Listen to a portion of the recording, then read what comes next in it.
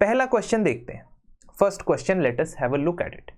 Transparency in government is desired but absolute transparency harms the efficiency of administration.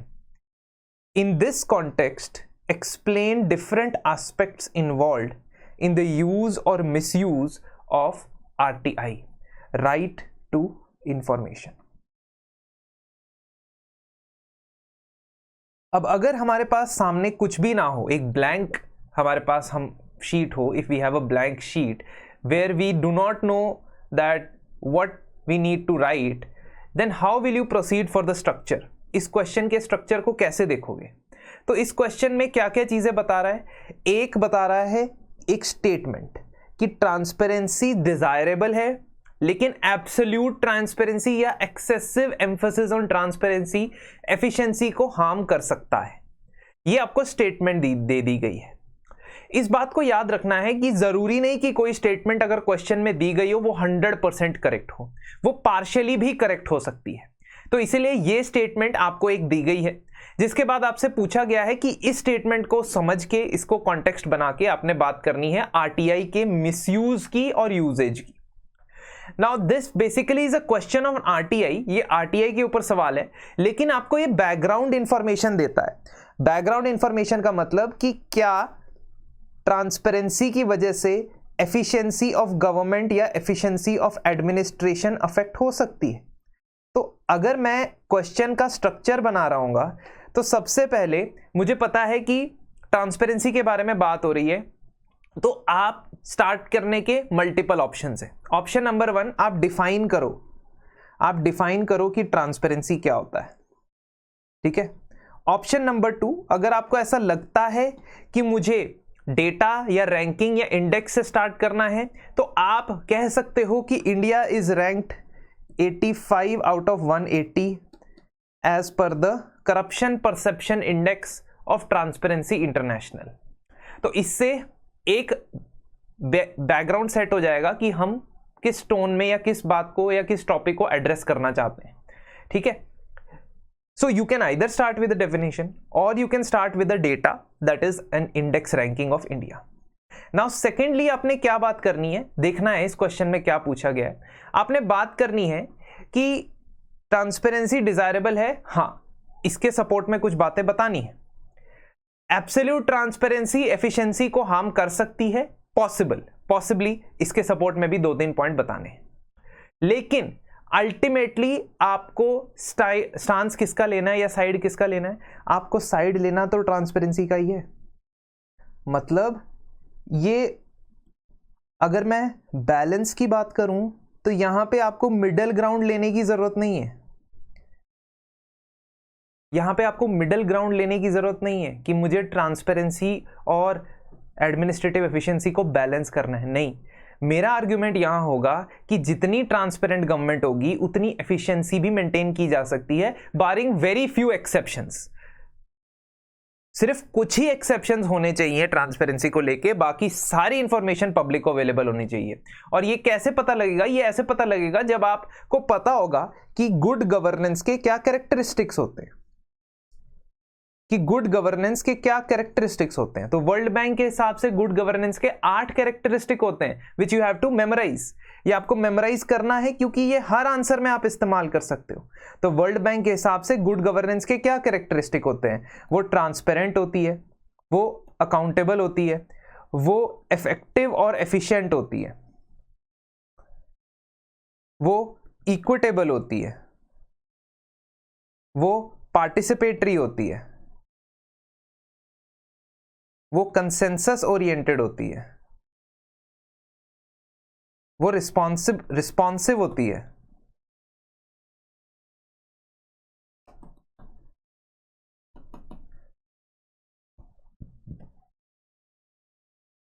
और वो responsible होती है. ठीक है. तो transparency, accountability, efficiency, effectiveness, equitable, participatory, consensus oriented, responsive, responsible, ये कैरेक्टरिस्टिक है किसी भी गुड गवर्नेंस की. तो आप ये समझेंगे कि जहां ट्रांसपेरेंसी नहीं होगी, अकाउंटेबिलिटी नहीं होगी, वहां पे गुड गवर्नेंस हम एक्सपेक्ट नहीं कर सकते. समझ रहे हो? तो इस आंसर के अंदर हमने सपोर्ट एंड में जाके हमने सपोर्ट किस चीज का करना है? हमने सपोर्ट करना है इस चीज का, इस पॉइंट का कि ट्रांसपेरेंसी चाहिए सर, बिल्कुल चाहिए। तो शुरुआत यहां पे कैसे की गई है? यहां पे शुरुआत की गई है डेफिनेशन से। So transparency defined as availability of information to the general public and clarity about the functioning of government institutions. तो जनरल पब्लिक के पास जानकारी और गवर्नमेंट इंस्टीट्यूशंस यानी कि स्टेट की परिभाषा में जो भी इंस्टीट्यूशंस आते हैं वो कैसे फंक्शन करते हैं, ये सरकार के, ये जनता को, लोगों को जानकारी होनी चाहिए। फिर हम बात करते हैं सेकंड एआरसी। तो जैसा आपने बहुत जगह देखा होगा, अगर आपकी पढ़ाई चल रही है गवर्नेंस की, तो आपने सुना होगा कि सेकंड एआरसी की reports, these are important and some of these are very important जब आप गवर्नेंस पढ़ रहे हैं। तो सेकेंड एडमिनिस्ट्रेटिव रिफॉर्म्स कमीशन, इसकी फाइनल रिपोर्ट 2009-10 में आई थी। ऑल्दो अब now there have been some changes, क्योंकि बहुत वक्त बदल चुका है तब से, लेकिन फिर भी रेलेवेंट हैं इसकी बातें, ठीक है। So you have to quote this in multiple answers. यहां पे आप बताओगे कि गुड गवर्नेंस के लिए ट्रांसपेरेंसी सीन क्वा नॉन है। सीन क्वा नॉन का मतलब क्या हुआ कि without transparency good governance can not be ensured, ठीक है। क्यों? क्योंकि ये एग्जांपल्स आपने दे दिया, ठीक है, कि if you can, this is just for your information, but मुझे नहीं लगता कि इंट्रोडक्शन के अंदर आपको ये सब एक्सप्लेन करने की जरूरत है। You just need to write 2 lines and then move to the topic. What is the topic? कि एब्सोल्यूट ट्रांसपेरेंसी हार्म कर सकती है एडमिनिस्ट्रेटिव एफिशिएंसी को, ठीक है। और इसी के कॉन्टेक्स्ट में आरटीआई के मिसयूज की बात करनी है। देखो, ये सवाल पूछने का मेरा एक और कारण है, कई बार आपके एग्जाम के अंदर ऐसे सवाल पूछे जाते हैं जिसको रिलेटेड डिस्कोर्सेस मीडिया में, न्यूज़पेपर्स में, जुडिशरी के थ्रू डिस्कोर्सेस फैल रहे होते हैं। फॉर एग्जाम्पल, एक डिस्कोर्स पिछले 1-2 साल के अंदर यह फैला है कि आरटीआई का मिसयूज किया जा रहा है लोगों के द्वारा, वो मैं बताऊंगा कैसे। और आरटीआई का मिसयूज होने की वजह से उसका जो पर्पस था वो डिफीट हो जाता है, ठीक है। सो जनरली आपसे क्या एक्सपेक्ट करते हो? आप ऐसा क्वेश्चन पूछेंगे कि आरटीआई के बारे में अच्छी बातें करो कि उसने कैसे हमारी हेल्प की है, बट दूसरा एस्पेक्ट आप नहीं देखते हो। तो इसीलिए, ताकि आप दूसरा एस्पेक्ट से भी सोचो, ये सवाल आपसे पूछा है मैंने। अब एब्सोल्यूट ट्रांसपेरेंसी से क्या हार्म हो सकता है?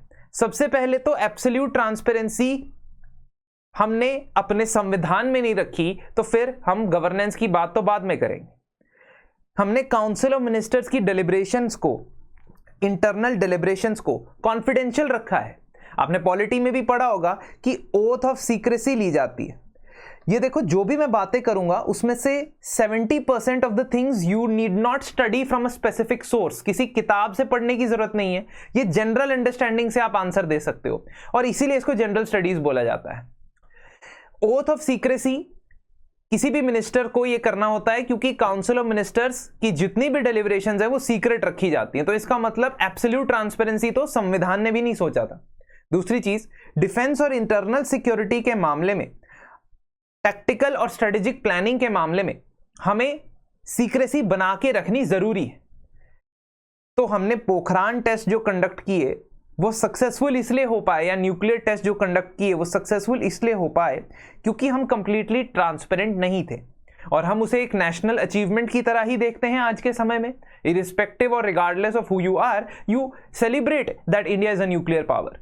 बट वो अचीव क्यों हो पाया? क्यों? क्योंकि आपने एब्सोल्यूट ट्रांसपेरेंसी के प्रिंसिपल्स को फॉलो नहीं किया।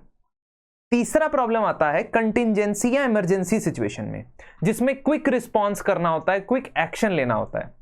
अब अगर आप इसमें ट्रांसपेरेंसी के प्रिंसिपल्स को प्रायोरिटी दोगे, प्राथमिकता दोगे, है ना, during the episode of contingency और emergency, after it is done, after it is handled, उसके बाद डेफिनेटली आपको उसके बारे में जानकारी देनी जरूरी है। लेकिन during the contingency, disaster, calamity, आप अगर ट्रांसपेरेंसी से रिलेटेड रूल्स रेगुलेशंस के बारे में सोचते रहे तो आप इफेक्टिवली रिस्पॉन्स नहीं दे पाओगे, तो आपकी एडमिनिस्ट्रेटिव एफिशिएंसी अफेक्ट हो सकती है। और आखिरी चीज, अगर हम ट्रांसपेरेंसी की बात करते हैं, सो ट्रांसपेरेंसी के नाम पे या आरटीआई के नाम पे कई बार ऐसे डेटा की भी जानकारी पूछी जा सकती है जो ऑफिशियल सीक्रेट हो, which we will deal with कि ऑफिशियल सीक्रेट एक्ट के अंदर, या वो सेंसिटिव पर्सनल इंफॉर्मेशन हो, तो वहां पे भी हम एब्सोल्यूट ट्रांसपेरेंसी नहीं रख सकते ना. We have to have a qualified transparency कि कुछ चीजों को हम डिस्क्लोज करेंगे, कुछ चीजों को डिस्क्लोज नहीं करेंगे. तो ये 4 पर्पसेस या 4 तरीकों से आप ये बता सकते हो कि अगर एब्सोल्यूट ट्रांसपेरेंसी होती है तो एडमिनिस्ट्रेटिव एफिशिएंसी अफेक्ट होती है. कई बार आपको ऐसे डिसीजंस लेने पड़ते हैं जो अनपॉपुलर हैं पर वो सही होते हैं. ठीक है, they are in the public benefit but in the first look they may be unpopular. ठीक है, ये मैं क्या बता रहा हूं, ये मैं वो पॉइंट बता रहा हूं जो आप लिखोगे टू से कि हां ट्रांसपेरेंसी अगर ज्यादा होती है तो इससे नुकसान हो सकता है एडमिनिस्ट्रेटिव एफिशिएंसी को. फिर आप इसी कॉन्टेक्स्ट में, in this context only, you will talk about how RTI is being misused. तो आरटीआई के मिसयूज के बारे में आप क्या बताओगे कि there are certain misuse cases. कैसे? Frivolous request for information. Frivolous मतलब कि बहुत सारी आरटीआई जो है वो बेकार फालतू की चीजें पूछने के लिए होती है. फॉर एग्जांपल 2005 से लेके 2014 के बीच में बहुत सारी आरटीआई एप्लीकेशंस थी जो ये पूछ रही थी what is speed of internet eight PMO. PM के ऑफिस में, पीएम के दफ्तर में इंटरनेट की स्पीड कितनी आ रही है. अब आप बताइए कि क्या ये बहुत ज्यादा इंपॉर्टेंट जानकारी है? नॉट मच जानकारी. हाँ, ये जानकारी इंपॉर्टेंट हो जाती है कि प्राइम मिनिस्टर ने अपनी फॉरेन विजिट्स पे कितना खर्चा किया है, बट इंटरनेट की कितनी स्पीड आ रही है इसको प्रोसेस करने के लिए अगर मैं मैन पावर लगा रहा हूं, है ना, सरकार मैन पावर लगा रही है. हर संस्था में एक पब्लिक इंफॉर्मेशन ऑफिसर बैठ रहा है, उसके ऊपर एक एपेलेट अथॉरिटी बैठ रही है, उसके ऊपर सेंट्रल इंफॉर्मेशन कमीशन बैठ रहा है. अगर ये 3 संस्थाओं के अंदर जो ऑफिशियल्स हैं वो इस ऐसे सवालों का जवाब देने में बिजी रहे कि स्पीड ऑफ इंटरनेट कितनी है पीएमओ की, तो क्या पर्पस डिफीट नहीं हो जाएगा? बिल्कुल हो जाएगा. तो फ्रिवलेस रिक्वेस्ट फॉर इंफॉर्मेशन की वजह से मिसयूज देखा गया है. तो पहले हम वो बताएंगे जो क्वेश्चन हमसे कह रहा है कि हां तुम सही कह रहे हो. दूसरा, सेंसिटिव इंफॉर्मेशन. ये जानते हुए कि सेक्शन 8 और सेक्शन 24 में एक्सेप्शंस दी जाती हैं आरटीआई एक्ट की. मैं आपको सजेस्ट करूंगा that please RTI right to information act की पीडीएफ डाउनलोड कर लें एंड एक बार just go through the PDF, just go through the act, because it is a small, मतलब छोटा एक्ट है relatively as compare to some other कानून. और उसको पढ़ने के बाद ना आपको थोड़ी सी क्लैरिटी आएगी कि कौन से सेक्शंस का इस्तेमाल हम आंसर के अंदर कर सकते हैं. ठीक है, तो कुछ सेक्शंस तो आपको रटने पड़ेंगे, जैसे सेक्शन 8 के अंदर एक्सेप्शंस बताई गई हैं, सेक्शन 2 के अंदर स्टेट की डेफिनेशन बताई गई है, सेक्शन 24 के अंदर उन एजेंसीज की बात की गई है which are exempt from RTI, है ना, रॉ, आईबी, ये सब. ठीक है, तो ये चीज आपने ध्यान रखनी है. सो सेक्शन 8 एंड सेक्शन 24 के हिसाब से जो एक्सेप्शंस होती हैं वो जानते हुए भी लोग इंफॉर्मेशन मांगते हैं, and that is something that should not happen. Third, relaxed locus standi. Locus standi मतलब कि आपसे जुड़ी इंफॉर्मेशन नहीं होगी, आपका उस इंफॉर्मेशन से डायरेक्ट कोई लेना देना नहीं है, लेकिन तब भी आप आरटीआई की प्रोसीडिंग्स फाइल कर सकते हो. Now that is a good thing also. ये अच्छी बात भी है, और अच्छी बात है तो ये हम आगे डिस्कस करेंगे, but it leads to increase in the number of complaints as well as increase in the number of applications. उसके बाद कई लोग अपनी क्यूरियोसिटी सेटिस्फाई करने के लिए इंफॉर्मेशन मांगते हैं. ठीक है, जैसा वो एग्जाम्पल मैंने आपको दिया, पीएम के घर पे या पीएमओ में कितनी इंटरनेट स्पीड आती है. तो इससे बाकी चीजों से जो है आपका फोकस हट जाता है, एडमिनिस्ट्रेटिव का फोकस हट जाता है. ठीक है, और यूज ऑफ प्रॉक्सीज मतलब कि कई बार आप ऐसी ऑर्गेनाइजेशंस बनाते हो, एनजीओज बनाते हो, वॉलंटरी ऑर्गेनाइजेशंस बनाते हो जिसका काम सिर्फ आरटीआई फाइल करना है. अब वो सही भी है, ठीक है, अब वो सही भी है, but number of applications are there which ask about multiple levels of decision making, और वो वर्कलोड बढ़ा रही हैं, है ना. तो वो वर्कलोड बढ़ाने का काम कर रही हैं, इसकी वजह से कोर्ट भी एंटरटेन करता है. जैसे 2021 में someone filed a PIL that asked कि सर ये मिसयूज हो रहा है भाई आरटीआई का बहुत ज्यादा, एंड almost 10% और 15% of these RTI applications are frivolous applications. तो प्लीज इसके रिगार्डिंग आप कुछ करें। तो ये एक प्रॉब्लम देखी गई है कि जो मैकेनिज्म है फंक्शनिंग का वो डिले होता रहता है। जी जी जी, इसी तरीके से कि एक लाइन होती है कि एक information is important in public interest, ठीक है, पब्लिक इंटरेस्ट में इंफॉर्मेशन इंपॉर्टेंट है, और कुछ information just for the sake of paralysis, policy paralysis के लिए पूछी जाती है, और वो दोनों में हमें डिस्टिंक्शन करना जरूरी है। Ultimately you have two point out कि आरटीआई की एप्लीकेशंस या बेनिफिट्स ज्यादा हैं, दे आउटवे दिस। तो अगर आपने फ्रिवलेस आरटीआई को मैनेज करना है तो उसके लिए 2-3 सजेशंस एंड में दे दोगे, but your focus should be in supporting RTI, ठीक है। आपके आंसर्स के अंदर भी आपने बताना है कि आरटीआई कैसे कैसे मदद करता है विद एग्जांपल, ठीक है।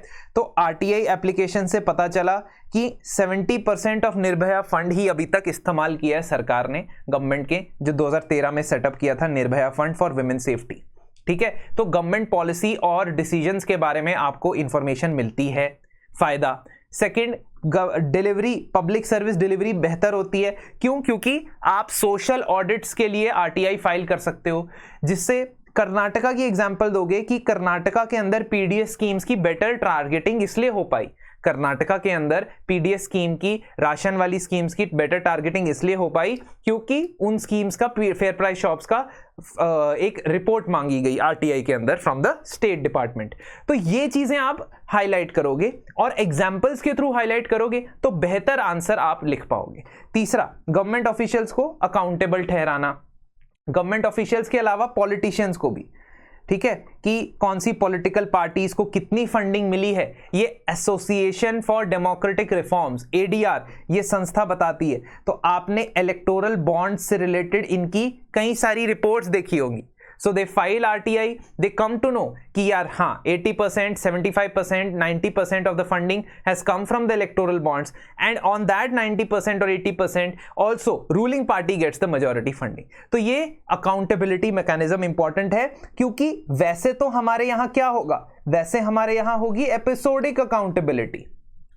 If we talk about political class, political executive की अगर मैं बात करता हूं तो उनकी एपिसोडिक अकाउंटेबिलिटी होती है कि हर 5 साल बाद जब इलेक्शन होता है तब उनसे पूछो कि भाई तुमने क्या किया। लेकिन आरटीआई इंश्योर करता है कि कंटिन्यूअस अकाउंटेबिलिटी हो। आरटीआई क्या इंश्योर करता है कि कंटिन्यूअस अकाउंटेबिलिटी हो। So this point also you can write episodic to continuous accountability, episodic to continuous accountability, ये ऑब्जेक्टिव भी है आरटीआई का। Apart from that, improve the quality of government decision making, क्योंकि गवर्नमेंट की डिसीजन मेकिंग इंप्रूव होगी तभी good governance वो लेके आ सकती है। और आरटीआई की एक और खासियत है कि वो करप्शन एक्सपोज करने में मदद करता है। तो जो 2011-12 में आदर्श हाउसिंग सोसाइटी स्कैम हुआ था, जिसके अंदर एक्स सर्विसमैन के लिए फ्लैट्स बनाए जाने थे बट वो प्राइवेट बायर्स के लिए कमर्शियल प्रॉपर्टीज बना दी गई, वहां पे महाराष्ट्र के अंदर स्कैम हुआ था, तो वो आरटीआई के थ्रू ही अनर्थ हुआ था। तो एग्जाम्पल्स के थ्रू बताएंगे, एग्जाम्पल्स के through we will say the utility of RTI is there, ठीक है। But eventually in a conflict between public interest and secrecy, latter must be given preference. Sorry, latter नहीं लिखना यहां पे, अर्लियर, ठीक है। सीक्रेसी को प्रेफरेंस नहीं देनी है, इसको प्रेफरेंस देनी है, ठीक है। ये आई अपोलोजाइज फॉर दिस, यहां पे लेटर नहीं होना चाहिए, earlier must be given preference. Earlier मतलब पब्लिक इंटरेस्ट को प्रेफरेंस देनी चाहिए, नॉट द सीक्रेसी, ठीक है। अब आप क्या करोगे, आरटीआई की प्रोसेस को इंप्रूव करने के लिए आप कुछ बातें कहोगे। ओवरऑल आरटीआई की प्रोसेस को इंप्रूव करने के लिए कुछ बातें कहोगे, जैसे सेक्शन 4 के अंदर सुओ मोटो डिस्क्लोजर्स की बात करोगे, वैकेंसीज फिल करने की बात करोगे। तो आपके सेंट्रल और स्टेट लेवल पे मिला के thousands of vacancies are there, CIC, SIC और पीआईओ, पब्लिक इंफॉर्मेशन ऑफिसर, इन सभी को मिला के thousands of vacancies are there. तो इसके लिए आपको ये फिल करनी पड़ेगी ताकि बेहतर तरीके से इसे यूज किया जा सके। Improve the quality of the information, कि एक ही बारी में उसको आंसर मिल जाए, उसे बार बार आरटीआई फाइल ना करना पड़े, तो बहाना नहीं है उसके पास, ठीक है। तो जिस तरीके से as a PIO you answer the RTI, you completely close the chapter there itself so that multiple RTI applications are not filed. और पेनल्टी आप लगा सकते हो RTI फाइल करने के बाद, अगर फ्रिवलेस RTI है तो पेनल्टी लगानी जरूरी है। हाँ, इसमें जेल वेल नहीं कर देना, ऐसे जेल वो नहीं लिख देना कि जेल हो जानी चाहिए फ्रिवलेस RTI फाइल करने के लिए, वो फिर आपको अथॉरिटेरियन स्टेट के तरफ ले जाएगा वो, ठीक है। That there if you file a frivolous RTI you should be put in lockup और जेल, वो फिर अगेन थोड़ा सा आपका अथॉरिटेरियन हो जाएगा, चाहे आपको खुद से ऐसा लगता हो, पेपर के अंदर मत लिखना वो, ठीक है। तो एंड में क्या, किस बात से हम खत्म करेंगे, सुप्रीम कोर्ट का एक कोटेशन है, एक ऑब्जर्वेशन है, उस ऑब्जर्वेशन से खत्म करेंगे राजनारायण केस में। राजनारायण केस 1975 का बहुत ही फेमस केस है, जिसमें श्रीमती इंदिरा गांधी के इलेक्शन को काउंटरमांड किया गया था by the supreme court of India. उन्होंने कहा this is very very important, मतलब सॉरी रीइंस्टेट किया गया था उनको। इलाहाबाद हाई कोर्ट ने उनको डिस्क्वालीफाई कर दिया था इलेक्शन के बाद, उनके इलेक्शन को वॉइड ठहरा दिया था, और supreme court held that should not be void, ऐसा उन्होंने 1975 में सुप्रीम कोर्ट ने जजमेंट दी थी। खैर वापस आते, इस सिनेरियो में जजमेंट क्या थी वो भूल जाओ, इस सिनेरियो में इस स्टेटमेंट का इस्तेमाल करेंगे, क्या कहेंगे, in a government of responsibility like ours where all agents of public must be responsible for their conduct there can be but few secrets. तो secrecy should not be the norm, closeness should not be the norm should be transparency. The people of this country have a right to know every public act, everything that is done in a public way by their public functionaries. अगर supreme court की इस authoritative statement से आप answer close करते हो, यही नहीं कोई भी ट्रांसपेरेंसी रिस्पॉन्सिबिलिटी वाला आंसर अगर आप इस कोटेशन से क्लोज करते हो, तो आप देखोगे कि काफी ऑथेंटिसिटी, लेजिटिमेसी आपके आंसर को मिल जाएगी, ठीक है। So please use this quotation which I have added in your conclusion of the answer, where you will say कि हमारे जो कंट्री है, स्पेसिफिकली हमारी कंट्री जिसमें हम चाहते हैं रिस्पॉन्सिबल गवर्नमेंट बने, वहां पे सीक्रेट्स की जगह नहीं है। People have a right to know every public act, everything that is done in a public way by their functionaries. बस ये स्टेटमेंट से क्लोज कर देना, आपका आंसर काफी हद तक कंप्लीट रहेगा।